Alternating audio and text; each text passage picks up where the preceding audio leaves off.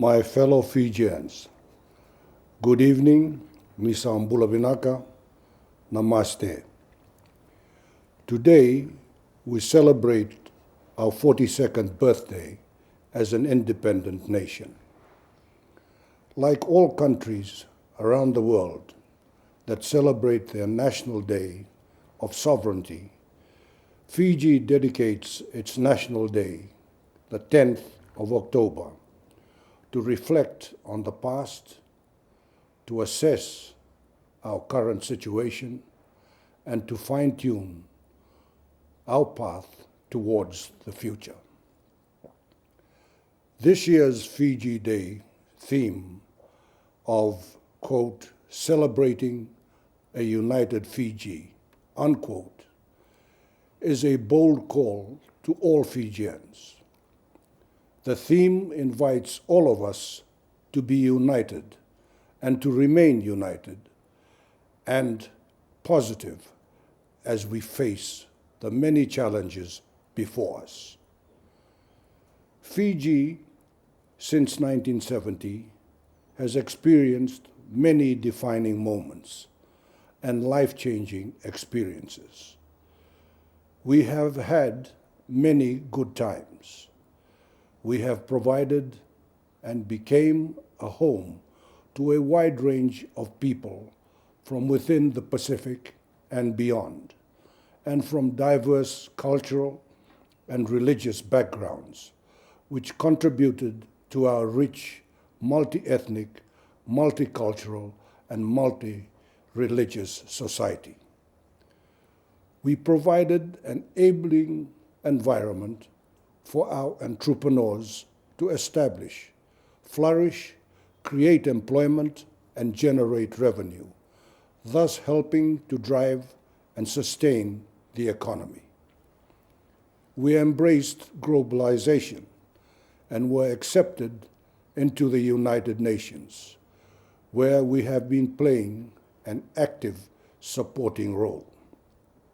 But we are now set to play a lead role in this august body through our recent nomination to chair, by 2013, the Group of 77, which comprises the largest intergovernmental organization of developing countries in the United Nations. We have ratified and continue to review and implement international conventions and agreements that have not only brought recognition to the country, but more importantly, that have also helped to crystallize and elevate our collective responsibility towards our children, youths, women, the elderly, and persons with special needs. We have and continue to contribute to peacekeeping operations in countries that need our assistance. And among many others, we have celebrated numerous outstanding accomplishments in the international sports arena, culminating in our recent gold medal win at the 2012 Paralympic Games in London. At the same time, Fiji has had to endure many unfortunate events. We have experienced traumatizing situations where our social fabric was tested to the limit. Our economy became unstable and less predictable. Politically, it was chaotic. On closer examination, our socio-economic challenges were caused largely by our political instability. In democratic environment, we were introduced to our cultural system encouraged voting along racial lines. This remains one of the key contributors to our political instability. I am certain that as we search the world today, we will hardly find any country, especially a modern, prosperous and progressive country that votes along ethnic lines. If anything, our current voting system only served to accentuate our differences instead of appreciating the richness in our diversity. At some stage in our development, we opted to further divide our people through affirmative action policies which only brought about preferential treatment for certain groups of people, many of whom, very unfortunately, continue to demand that special treatment. Because of the lack of thorough and proper monitoring and evaluation, as well as the checking and balancing and the close scrutiny of protective mechanisms, we encountered many instances of poor governance. Corruption set in and became systematic, and we began to see the huge disparity between the rich and the less fortunate. When there is a national crisis, whether it be political or economic, the larger part of the population of Fiji become victims, and the effects of this cannot be measured in monetary terms or fully assessed. Nor can the victims be compensated for the trauma and other effects they suffered. As if these were not enough, we now hear of renewed calls to make Fiji a Christian state. This would effectively further divide our people based on religious beliefs. I humbly advise that we should tread with the utmost caution on this issue, for I am a firm believer in the age-old adage of, quote, the separation of the church and the state, unquote.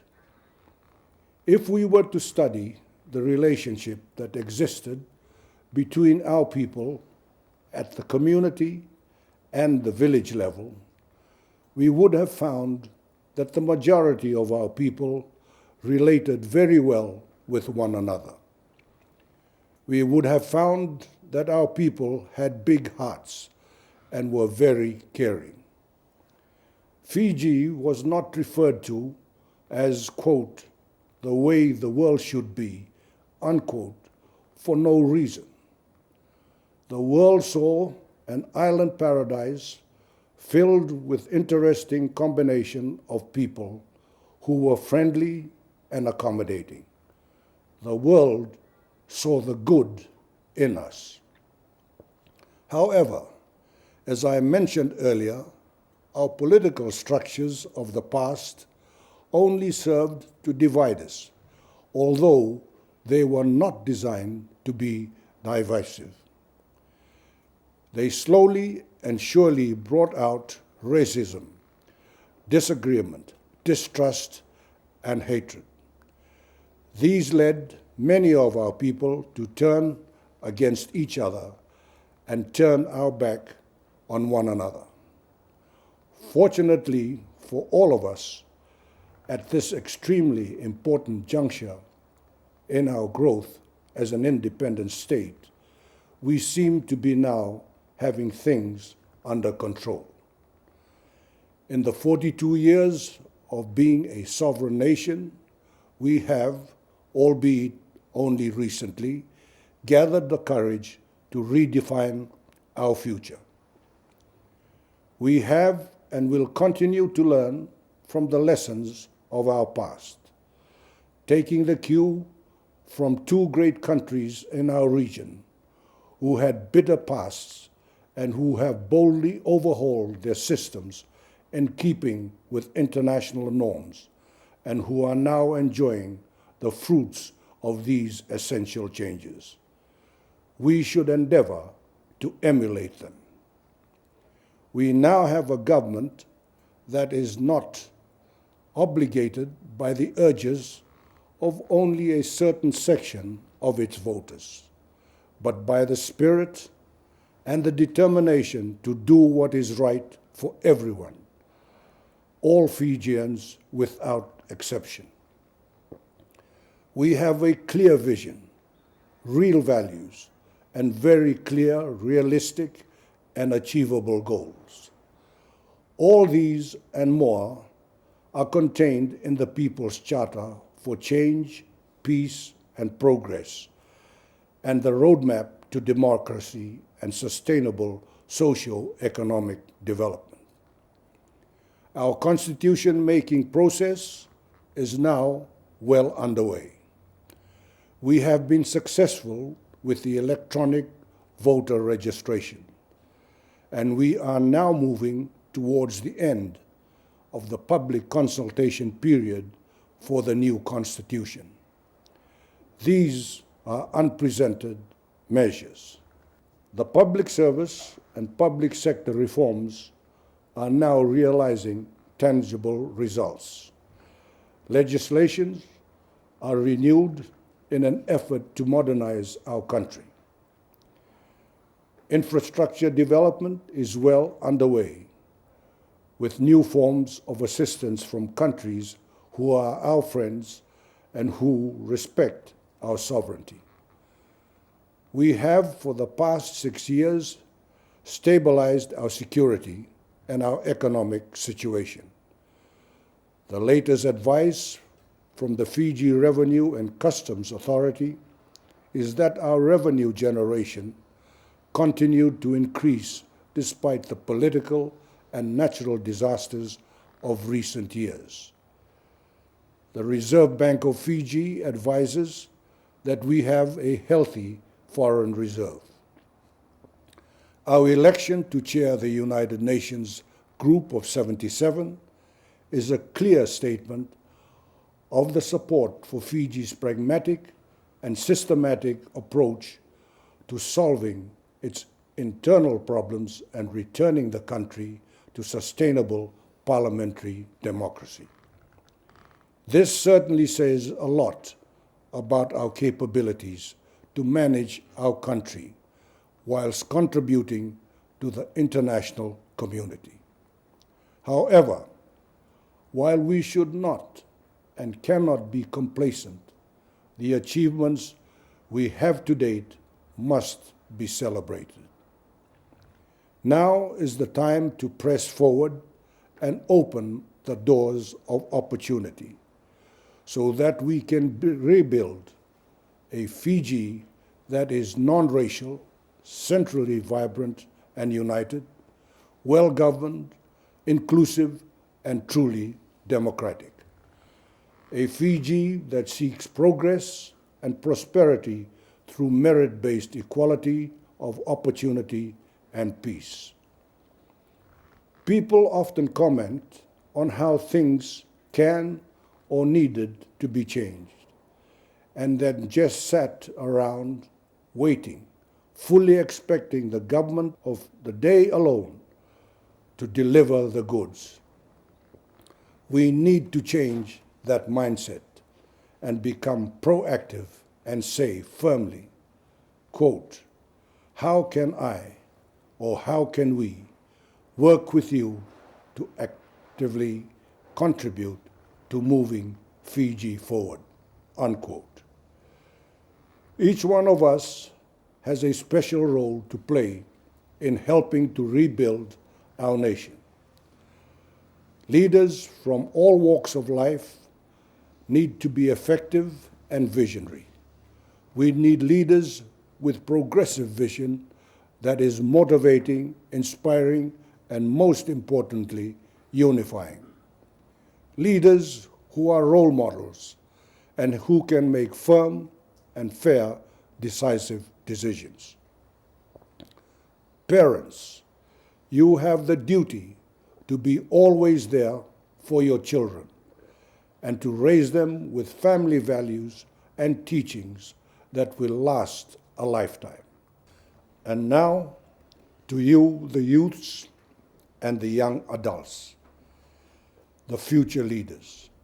You are our hope for the future, and you will have to learn to shoulder the responsibilities of steering this nation to greater heights. You have the strength, the time, and the dynamism of youth on your side to make those responsibilities achievable. My fellow Fijians, in conclusion, I want to remind you all that Fiji is blessed with an abundance of resources that can and must be fully utilized. So, my challenge to all of you is put them to good and lasting use for all Fijians and for our beloved nation, Fiji. And have a happy and meaningful Fiji Day. Thank you, Vinaka Vagalevu, and Bahut Dainavad.